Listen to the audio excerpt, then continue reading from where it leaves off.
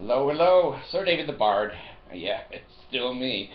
I'm coming to you from my hometown here in Australia, Kangaroo City.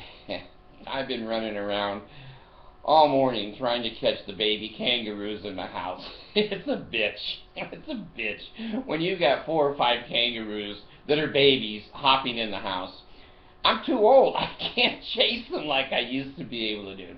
Anyway, I just went and got a banana. I don't know if you know that kangaroos like bananas. And I get the banana and I wave it like this and then throw it out the door. The little ones go out and I slam the door. Anyway, I had a question from a Suzanne who wrote to me.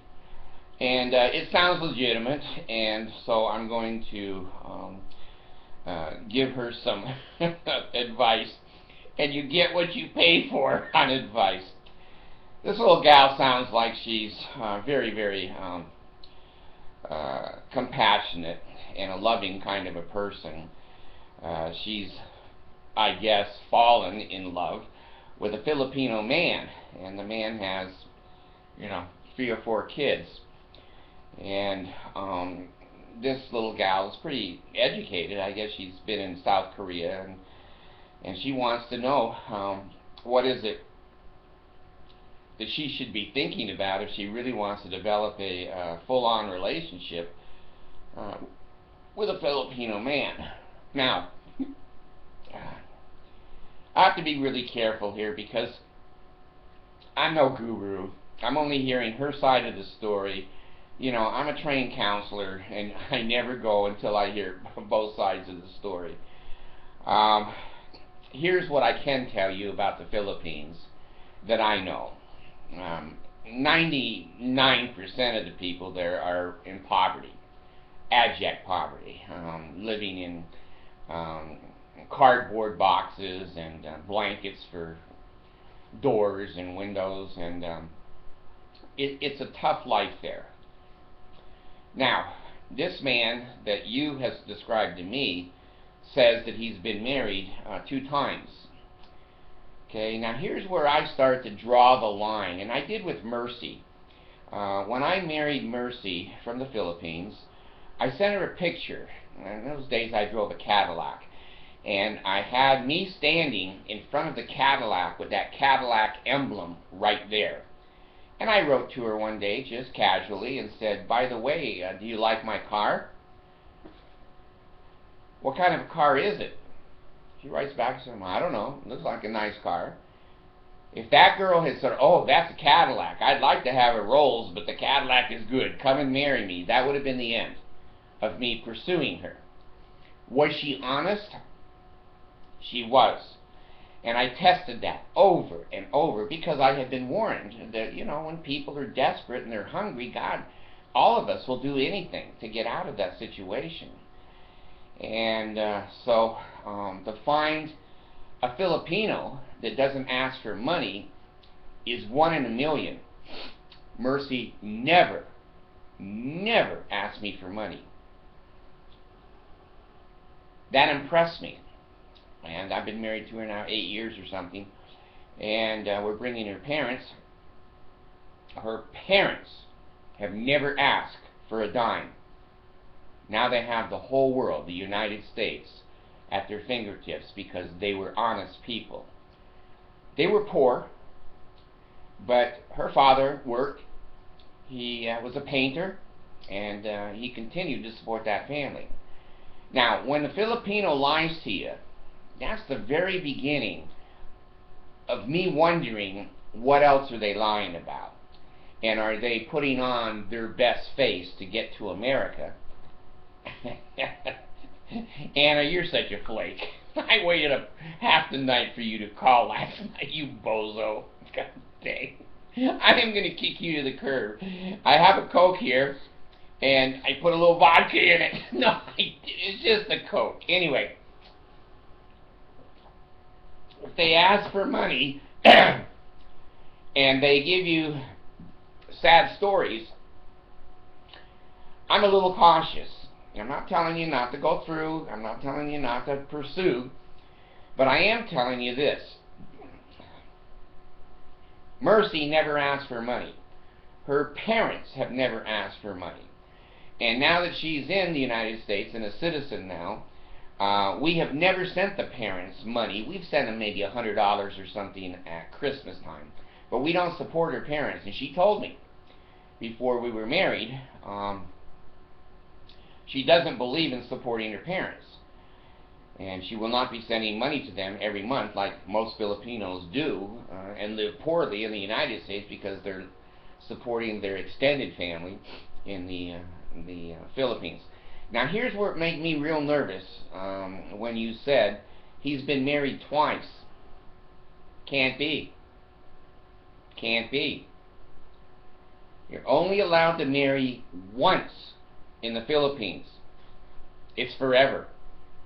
Unless you go to the Catholic Church, which takes 10 or 15 years, and get an annulment, then you can marry again in the Philippines. So right there is a lie. He hasn't been married twice. Now, the kids. The Philippines is a very, very matriarchal order. For him to have 4 kids makes me suspicious. Now, here's what they do. I'm sorry, but here's what they do. I don't tell them to do this. They do it because they're poor. They may not be his kids, or he's still with a woman in the Philippines and she is taking care of the kids, but he has her hidden in the background while he's trying to date you or, pursue you. I'm really nervous. I'm really nervous. Why would a man in the Philippines have children? He doesn't have any resources for children. And why would the Filipino women leave children? They don't do that. They don't do that. You can only marry once in the Philippines. I can never again marry in the Philippines. I married once in the Philippines. My name is on the registry in Manila. And if I come to the Philippines to marry another girl, I will not be able to get a marriage license. Now, I can bring another girl here and marry her in the United States. But he's been trapped in the Philippines. I would check out some of the things that he's saying to you. That he's educated, that he's done this, he's done that, and that he's, somewhat of a professional person, but he doesn't have any money. It makes me a little suspicious right there that all the things that he's saying. Oh, first time I ever sneezed out of a million hits. That was the first time. I'm going to say this. When somebody says they've been married twice in the Philippines and it's an outright lie, and somebody says they're educated, or somebody says they worked here as a journalist, or they've done this and they've done, business and professional jobs, and he said he's poor, but he's not always been poor, I just don't buy it. I want to see the degrees. I want to see. I don't want to hear, because these people have made these stories up for years and years. Now, pursuing a relationship, what are you going to do? Bring him to the United States on a K-1 visa for a marriage? You can. What are you going to do with his children? You know how much money it will cost you to bring 4 children and a husband or fiancé? It would take you probably a year and a half to 2 years to even get the paperwork done on all those people. The other thing is, can he pass a criminal background check in the Philippines? I'm suspicious. I'm very suspicious.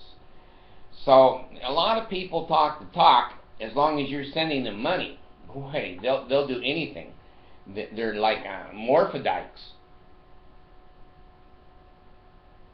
People who can change into beautiful people and meet your needs and you just fall in love with, but their true character is very different.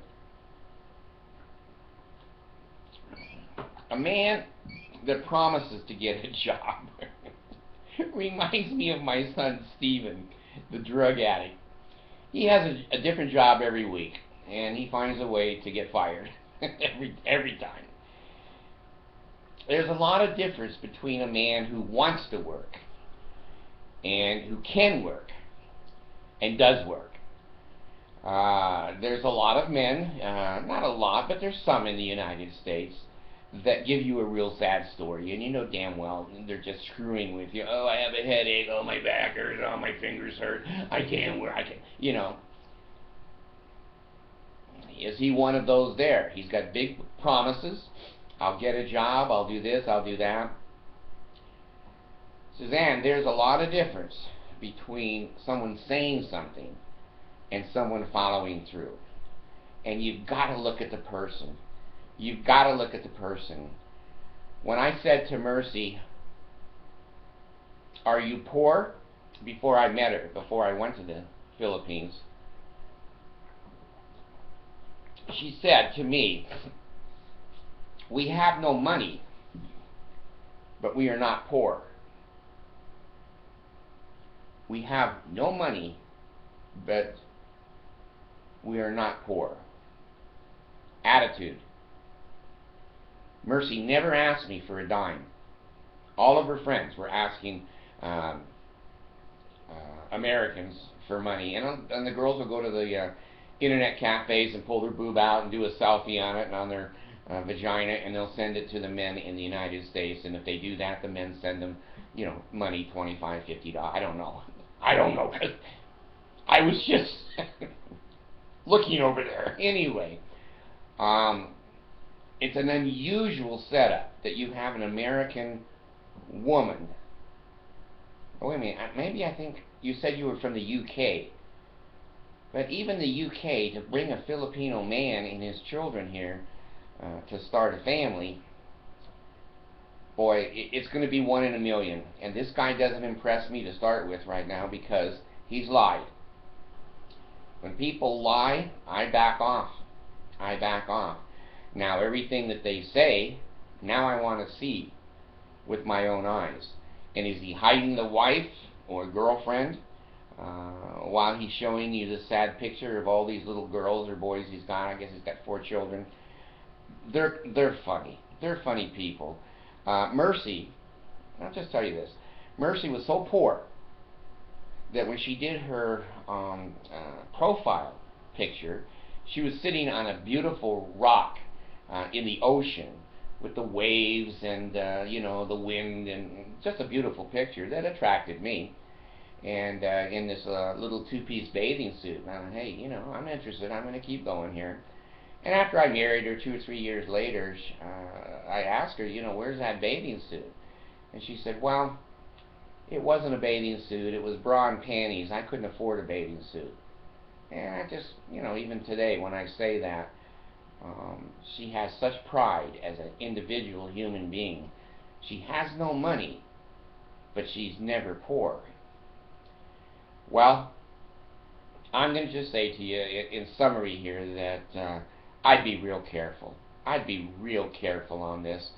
For a Filipino man to want to leave his country is unusual. Everything about what you're saying is unusual.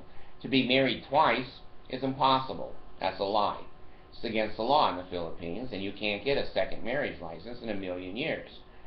Him having the kids rather than mom in a matriarchal society taking the kids doesn't make much sense to me either.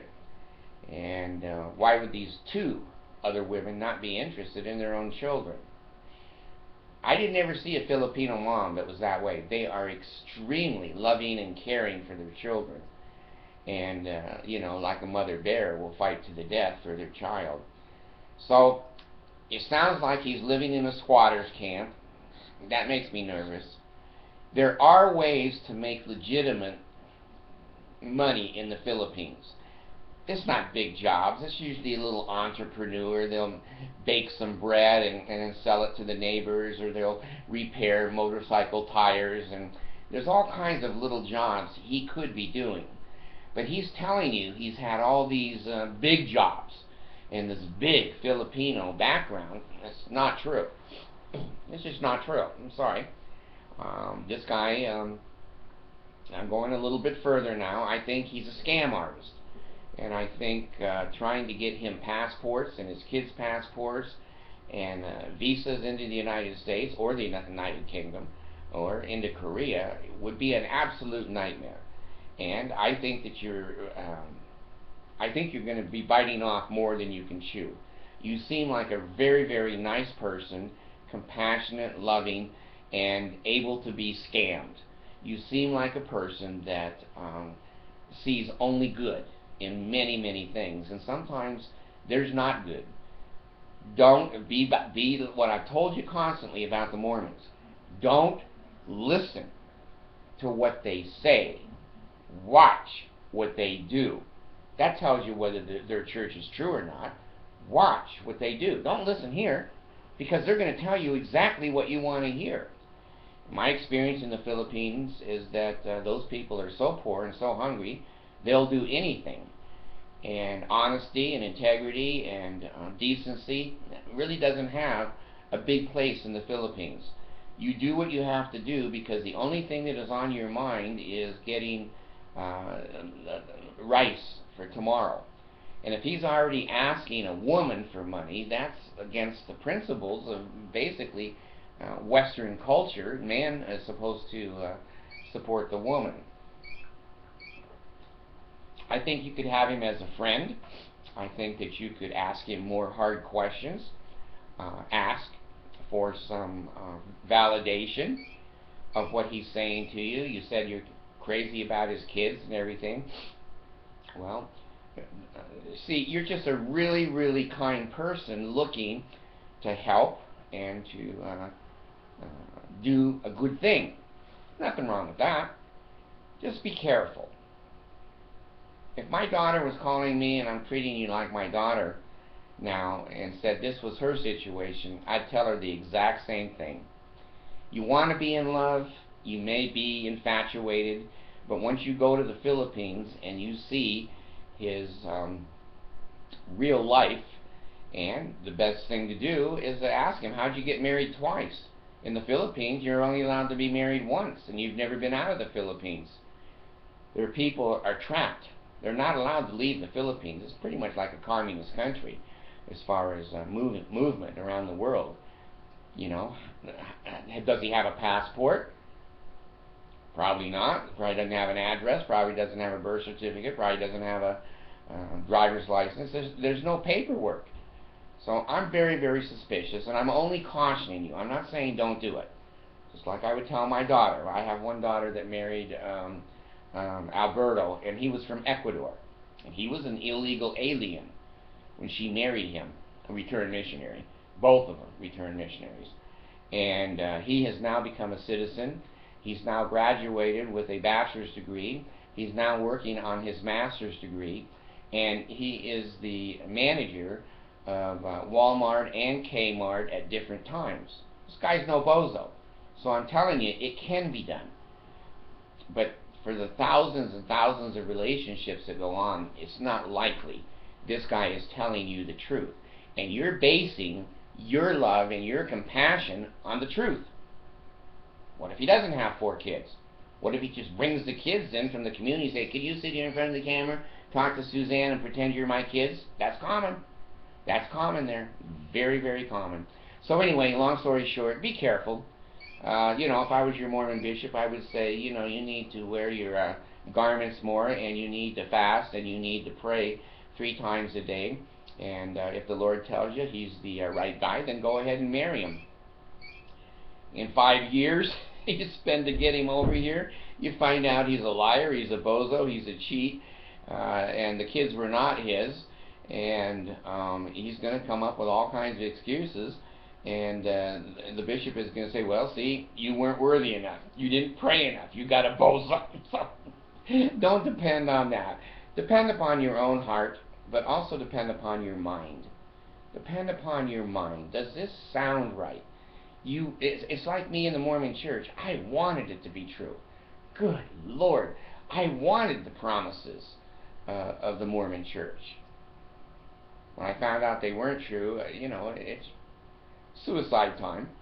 And don't let this happen to you. Don't let him break your heart. Talk to his family, talk to his friends, make it hard for him to come up with people that he's related to. Be careful. Be careful. I want you to have health in the navel, mirror of the bone, strength and loneliness, and your power and priesthood be upon me and upon my posterity through all generations of time and throughout all eternity. Don't slit my throat. Don't tear out my heart. Don't cut my stomach open. Pay me, lay me, and ail me. And, oh God, hear the words of my mouth. And the name of the first token of the Aaronic priesthood is the new name that you got in the temple. And the name of the second token of the Melchizedek priesthood is your own name. So anyway, be careful, young lady. Be careful. Not impossible, but highly improbable, in my opinion. This bard's gone.